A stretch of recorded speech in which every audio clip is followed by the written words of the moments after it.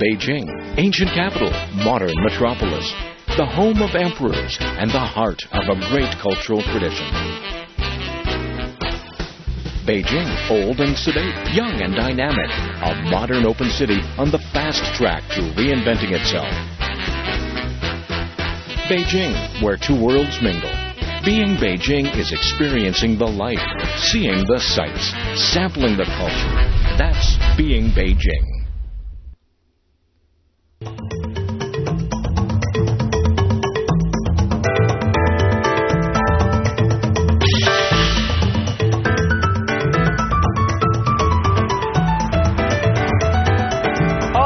Welcome to Travelogue. I'm Mark Edwards and I'm here at Desheng Gate.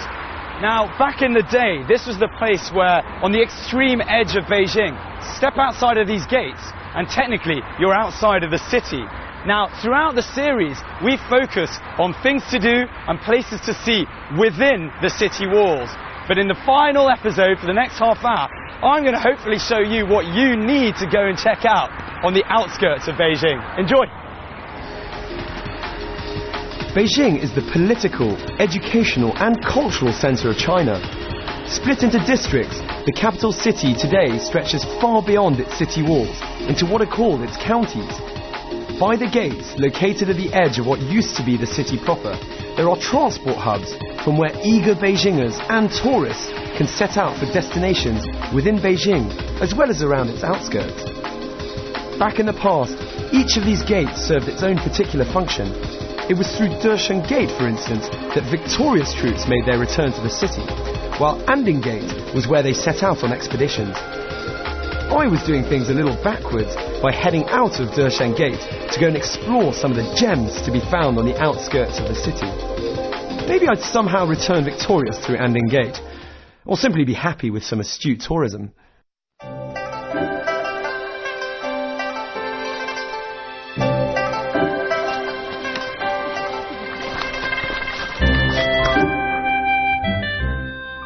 So I've driven out about an hour outside the centre of Beijing to the Tanzhe, the oldest temple in this region of China.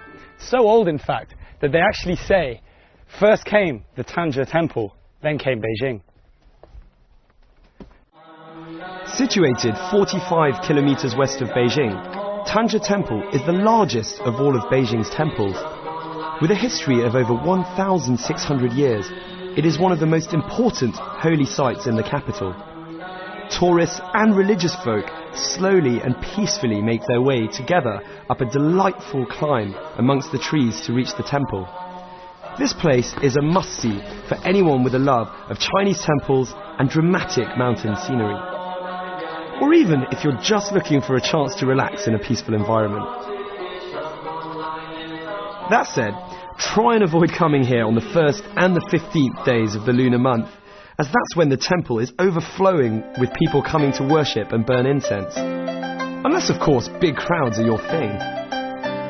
Personally, I was quite happy visiting on another day when the crowds were sparse and I was able to lethargically take in the sights. It really is an ideal day trip if you want to get away from the hustle and bustle of a big cosmopolitan city like Beijing. And spending some time in Tanzhe Temple, or its tea house in particular, helps to reinforce this feeling. It's just so peaceful here. Whether you come to pray, or simply to fulfill your role as a budding culture vulture, you will find that the trees and flowers in and around Tanzhe Temple are worth the price of admission alone. 35 RMB if you're wondering. An excellent time to visit the Tanzhe Temple is around mid-April, when the magnolias are in bloom, yielding beautiful blossoms of white, yellow and purple.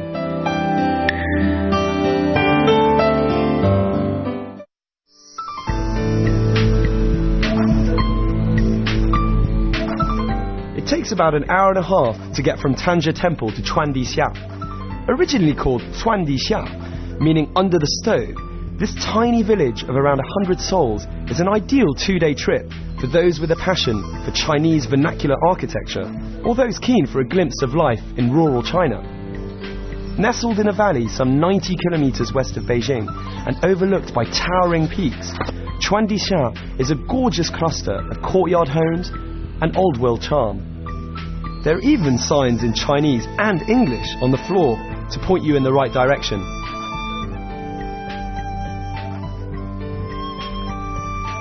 Okay, so here in Zhuandixia, you will see this character extremely often scattered around the village.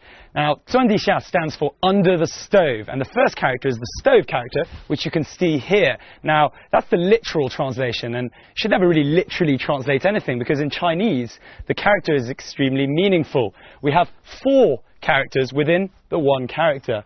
Now, this is testing my own research, and please don't call me up on this, but we do have fire here, huo, which is surrounded by a big fire, da huo, and that's above that we can find a forest or wood in lin. So we have fire with a forest, and above that xing, meaning sort of thriving. So the whole of the character it has a very good Chinese meaning of prosperity, so that there's prosperity across the village. So much better meaning in Chinese.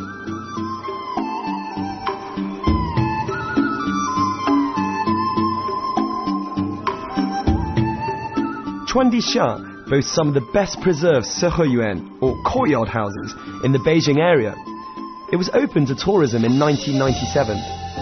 Steeped in a history of over 500 years, it was blissfully relaxing to wake up early and walk around this historic village completely undisturbed.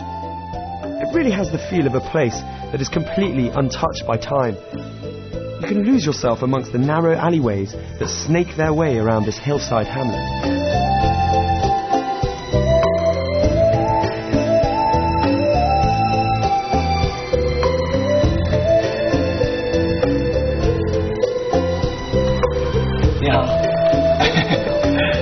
你从哪里来的吗？我是从北京市里面过来的。啊，是吗？你常常来这画吗？对，我已经来了好多天了。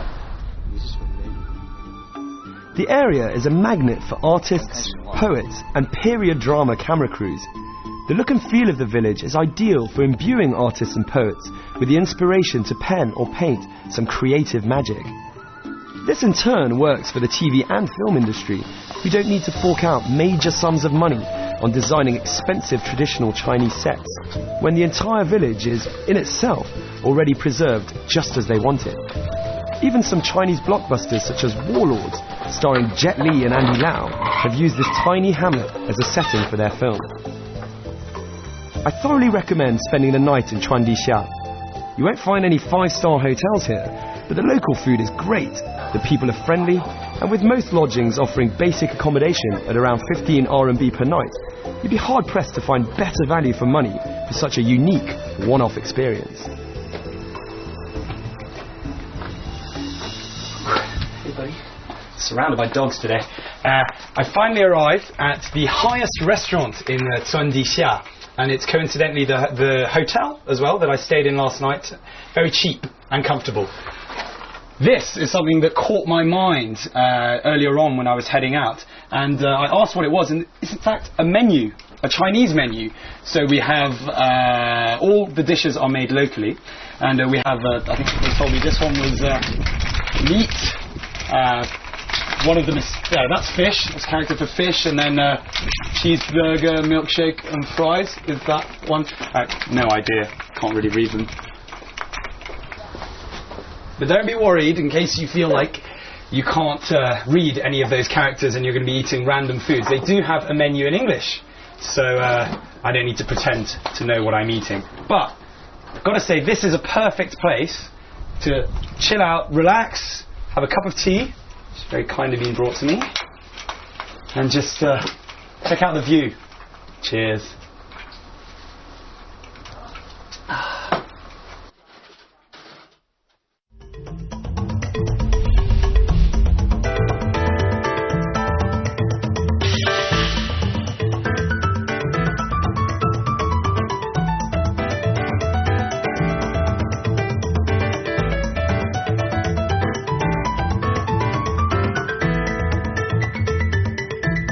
The Great Wall! The Ming tombs are situated around 50 kilometers northwest of Beijing and are the final resting place of 13 out of the 16 Ming emperors. It might not be your idea of fun trekking out of Beijing to visit an imperial necropolis, but I guarantee that the more intellectual travellers amongst you will love the Confucian layout and design. Not that I class myself in that category in any way. If anything, it's another example of how peaceful some of the sights outside of Beijing can be. I had a great time strolling around the long gardens, checking out the tombs and the intricate animal statues scattered around the place.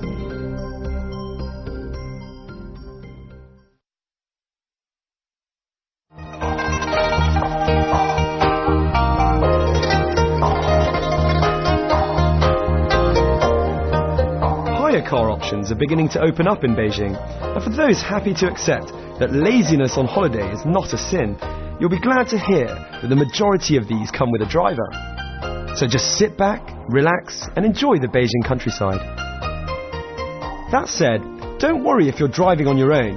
There are maps available with both English and Chinese place names. Right, it is a beautiful day today. The sun is shining and the sky is blue, and it's a perfect time to take a little trip outside of Beijing, which is what I've done. I'm an hour and a half outside, and I'm here in Huairou district. A great place to check out. There's plenty of things to do. Firstly, if you want to just relax, you come down to Yangtze Lake, take a little chill session there. Bit of culture, you can go and check out the Hongluo Temple, or do what I'm doing right now, and that's coming to the home of the Red Lantern. I'm in Hongmiao, and I'm going to see how those things are done, so and maybe even try and make one myself. Let's go check it out.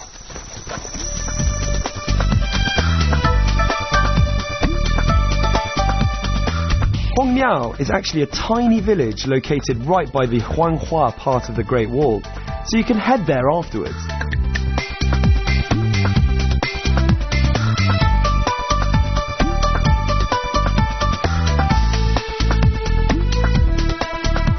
Right, I've just been told there are 50 families that live in this little village, and each and every single one of them has something to do with the making of the Red Lantern.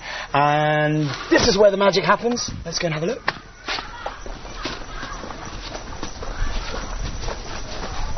你好，你好。哎，你好。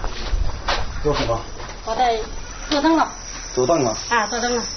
难不难？不难。不难。不难。你觉得不难？那说我觉得难，你也可以会。是吗？对。可以教我。可以。哎，行行，你教我，教我。来。Very exciting. 来。已经都流了。In Hongmiao, you can come and buy your individual red lanterns, or even make one yourself as I did. Despite getting glue all over my hands, and generally looking as though I was born with no dexterity whatsoever, the experience of making my own lantern was fully worth the short stop on my way to Huairou's Rainbow Trout Valley.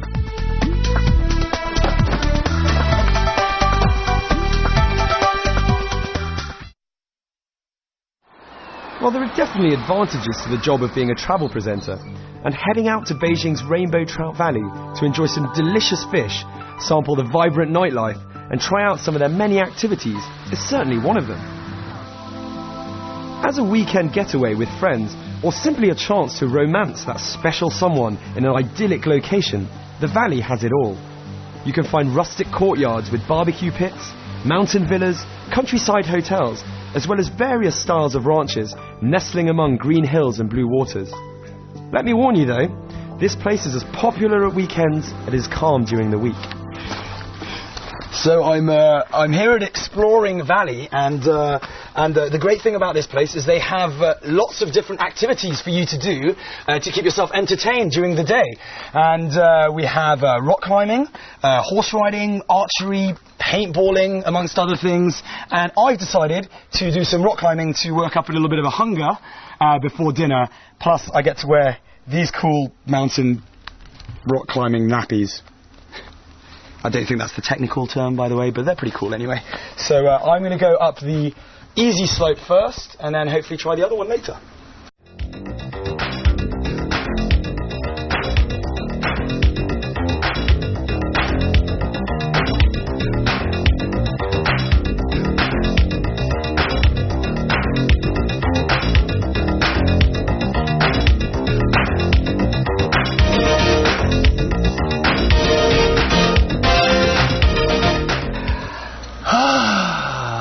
Take some sun in.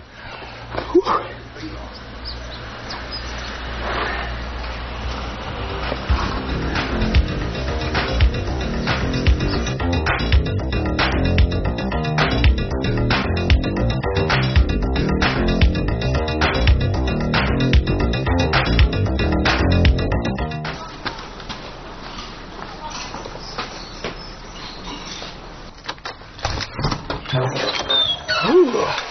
go and check out the place. Come on. Nice. Get myself a free Coke. Let's have a look.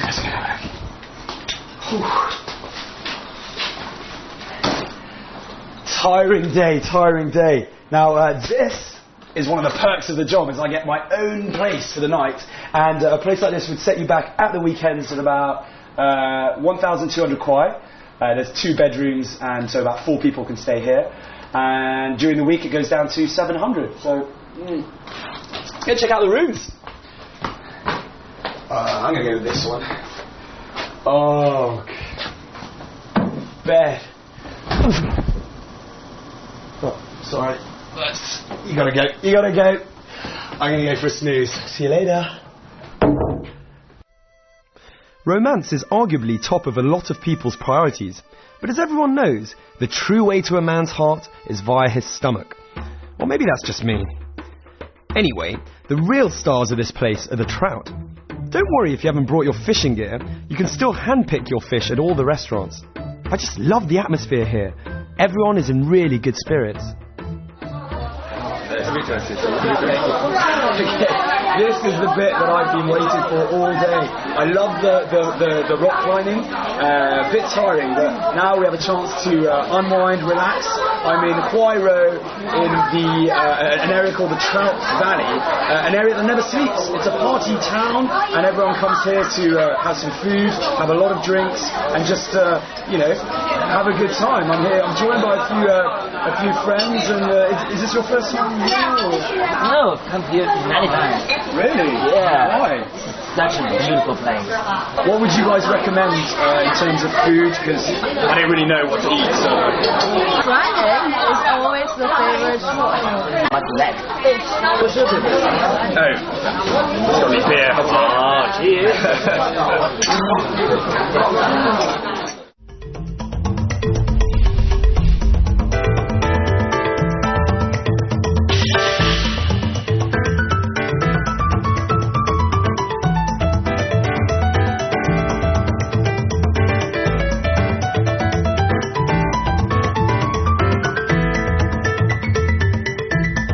Great Wall! With your belly full, your head a little light from the dozens of beers, and safe in the knowledge that Rainbow Trout Valley has enhanced your reputation as a modern-day Romeo, you have to head to the Great Wall. Much like taking in the Ming tombs after Chuandixia, you do need to mix up the hidden treasures with the more famous sites. And this one you don't, and quite literally won't be able to miss. It's my favourite in and around Beijing, and it really is China's mandatory must-see site. With a history of over 2,000 years, in its heyday it was guarded by more than 1 million men. It's been estimated that somewhere in the region of 2 to 3 million people died as part of the project of building the wall. The closest section of the Great Wall to Rainbow Trout Valley is Mutianyu, situated roughly 70 kilometres northeast of Beijing. It's one of the best preserved parts of the Great Wall, and one that I find is the most friendly for all ages. By this, I mean that there is a cable car to take you up and down, if you're feeling a tad unfit, as well as a toboggan down to keep the younger generations happy. You can of course bypass any of these and make your own way up and down on foot, if you're feeling slightly more adventurous. It's pretty tiring just walking up here. Make sure you bring lots of water with you.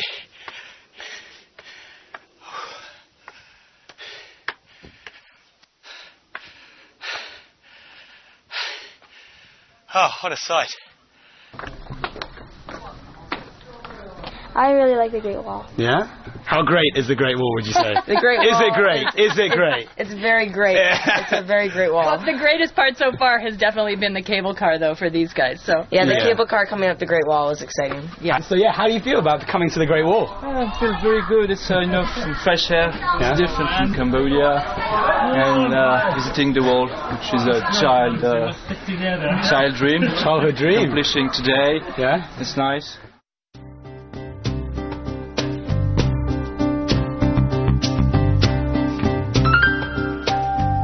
So I'm here at the gate of the Mutianyu Pass, And this is, in fact, where the generals would allow people in and out. Now, on our right, we have where the Mongols are being kept at bay, and on our left is where the Han are. But this is also the point where they would have the two groups doing trade and business together. Mutianyu is also famous for having crenulated parapets on both sides of the wall, so that shots could be fired at the enemy, keeping people at bay on all sides. There are two different gradients of the wall, depending on which part you decide to take on. If you enjoy a good sweat, take the right side out of the cable car, and you can work those calf muscles up the steeper part of Mutianyu. For a more relaxed climb, head left. You'll still be able to sleep soundly that night, but without so much need to shower when you get home. To get there, take number 916 or number 936 bus at Dongzhimen Gate, get off at Huairou Longshan Hotel, and take a minibus to the wall. So I'm here at the Da Jiao Lo, which literally means big corner building. It would have meant the end of one of the army zones, but it also happens to be the end of the repaired section of Mutianyu at the Great Wall. Now, as a tourist, I'm not allowed to go past into the unrepaired section, but I'll just hang in the doorway and have a look.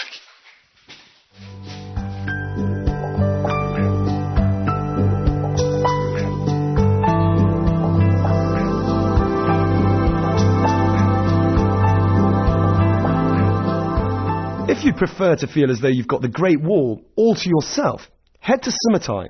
It's situated 120 kilometers northeast of Beijing. Hanging precariously onto Yanshan Mountain, it is known for its steepness, ingenuity, and uniqueness. It really is a totally different experience to Mutianyu. More serene, but also much harder work. Not for the lazy. Well, I was up at the crack of dawn this morning so that I could try and enjoy this part of the Great Wall almost all to myself. Now, Sumatai is not as famous as its more illustrious cousins, Badaling and Mutianyu. However, that doesn't mean you should miss out on it. I personally think this is the most well-kept part of the Great Wall, in that it seems to have a lot less refurbishment or a lot less repairs. Now, we're right on the border of Hebei province on my right and Beijing on my left. But I've got to warn you, it's more of a tip. When you come to Sumatai, it's the hardest part of the Great Wall to climb because it's the steepest and tallest. So be sure to pack some seriously solid hiking boots. Whew.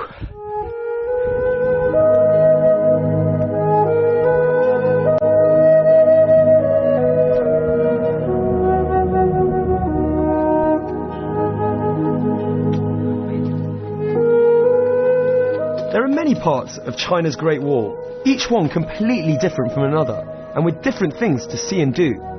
Having had a chance to visit a few, I can safely say that each is an attraction in itself. Whether you come in winter or summer, there is a different feeling at each section. I pride myself on being a good sleeper and needing lots of it. But visiting a place such as Sumatai, the earlier you get up, the better. Strolling along this part of the Great Wall before the rest of the world is awake was truly an incredible experience for me. Surrounded by early morning mist, with only your thoughts as company, you feel so much closer to nature and are overpowered by the magnificence of this wonderful structure. I can only imagine what it would be like during the winter snow. Despite being a fair distance from Beijing, I thoroughly recommend sleeping over at Sumatai so you can enjoy the sunrise and sunset here.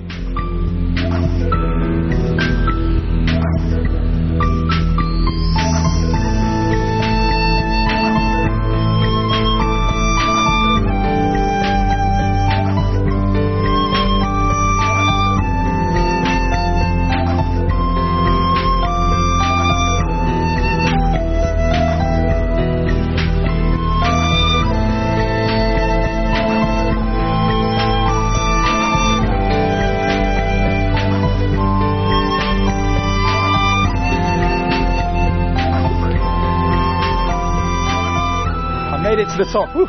But it's time to get a little sad because unfortunately that is all the time we've got left, and we're wrapping up the Beijing series as a whole.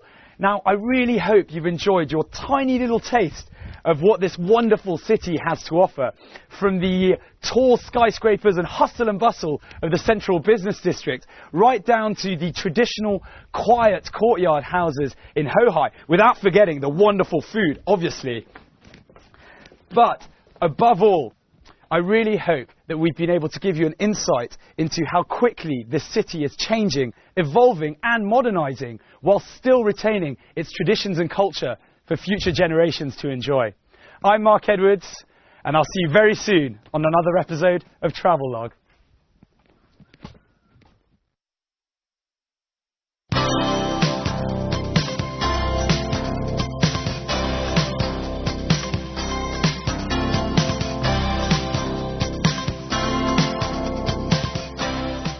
Located at the edge of what used to be the city proper, there are transport hubs from where eager Beijingers and tourists can set out for destinations within Beijing as well as around its outskirts.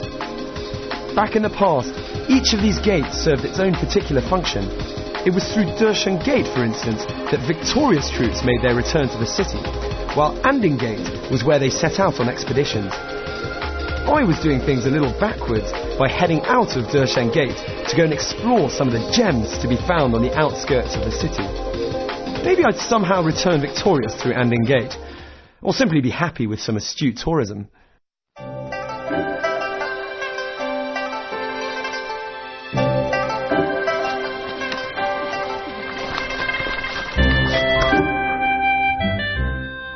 So I've driven out about an hour outside.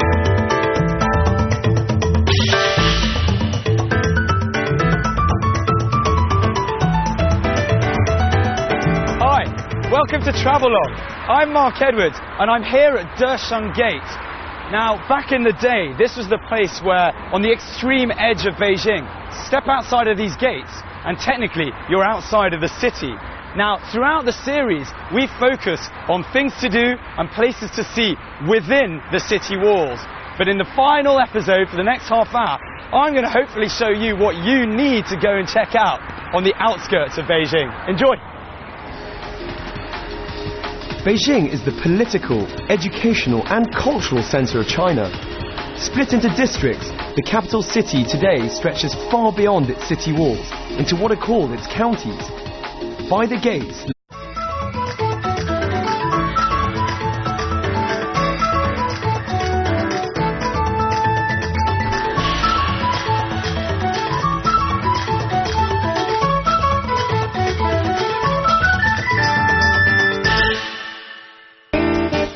Beijing, ancient capital, modern metropolis, the home of emperors, and the heart of a great cultural tradition. Beijing, old and sedate, young and dynamic, a modern open city on the fast track to reinventing itself. Beijing, where two worlds mingle. Being Beijing is experiencing the life, seeing the sights, sampling the culture. That's being Beijing.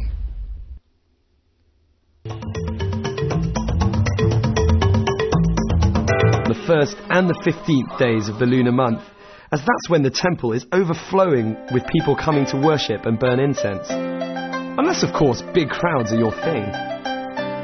Personally, I was quite happy visiting on another day when the crowds were sparse and I was able to lethargically take in the sights. It really is an ideal day trip if you want to get away from the hustle and bustle of a big cosmopolitan city like Beijing. And spending some time in Tanja Temple, or its tea house in particular, helps to reinforce this feeling. It's just so peaceful here. Whether you come to pray, or simply to fulfill your role as a budding culture vulture, you will find that the trees and flowers in and around Tanja Temple are worth the price of admission alone. 35 RMB if you're wondering. An excellent time to visit the Tanja Temple is around mid-April. By the centre of Beijing, to the Tanja Si, the oldest temple in this region of China. So old, in fact, that they actually say, first came the Tanja Temple, then came Beijing. Situated 45 kilometers west of Beijing, Tanja Temple is the largest of all of Beijing's temples. With a history of over 1,600 years, it is one of the most important holy sites in the capital. tourists and religious folk slowly and peacefully make their way together up a delightful climb amongst the trees to reach the temple. This place is a must-see for anyone with a love of Chinese temples and dramatic mountain scenery. Or even if you're just looking for a chance to relax in a peaceful environment. That said, try and avoid coming here on